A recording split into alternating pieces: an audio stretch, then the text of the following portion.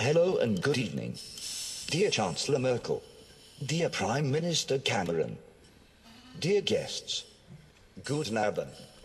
Angela Merkel e David Cameron estiveram juntos no CeBIT, o Salão Tecnológico de Hannover, mas as estrelas foram os robôs.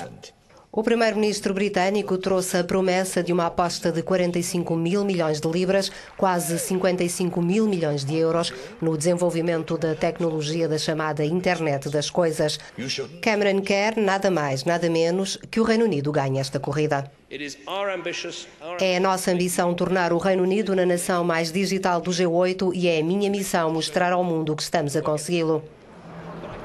A ligação dos objetos do nosso cotidiano à rede das redes, que é a internet, é o futuro. Cameron está convencido que a excelência britânica no software, nos serviços e no design, aliada à engenharia e à capacidade industrial da Alemanha, podem liderar a revolução tecnológica da internet das coisas.